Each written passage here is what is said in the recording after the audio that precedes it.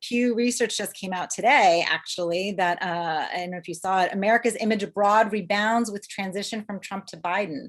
And kind of it was looking at totally different countries kind of across the board and seeing a dramatic uptick, from France to Japan to Canada, to Italy, UK, where we are today, Australia, a sharp increase in kind of the US's position in the world. And I saw this also headline I want to share with you, again, to the point that is the view of the US changing, and did it really happen that fast under Biden?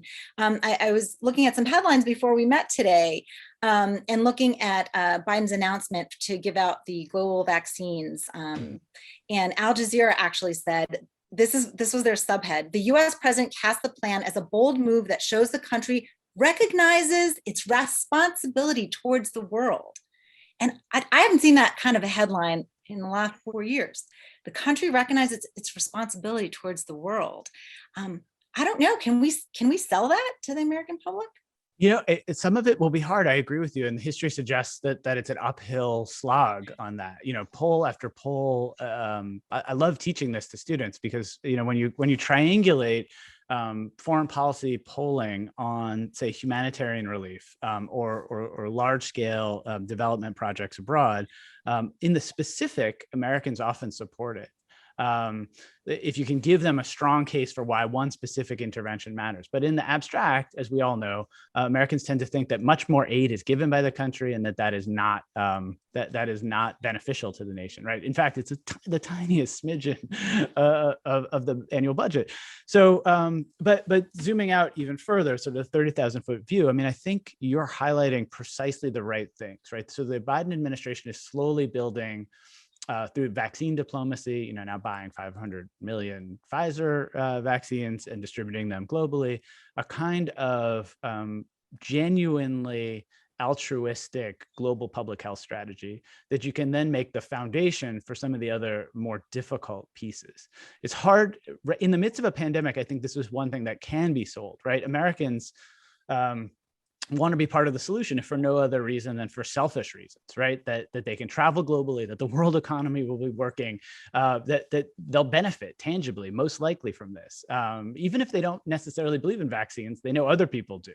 So that seems like a place to start, but it certainly isn't where you finish. And then the harder sells there, I think, will be about global cooperation, say in thorny moments of interventions or terrorism operations, and thinking about combating China, or at least thinking more robustly about what a competing Belt, Belt and Road Initiative, or if the U.S. infrastructure model is something that, say, NATO and other organizations can also attempt to move forward with, or maybe through, you could imagine other things. So, for instance, Biden has initiated or said he wants to have a global summit of democracies.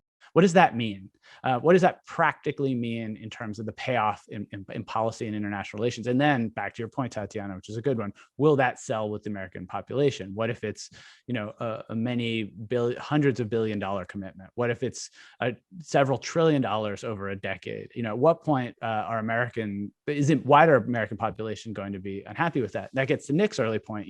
How invested are the people in the country in the grand strategies, in that big picture thinking that frankly transcends generations? If the archetypal grand strategy is containment, and it started with George Kennan in 1946 and 47 and really ended in 1989, 90, and 91, arguably with the end of the Cold War, what is that comparable strategy now?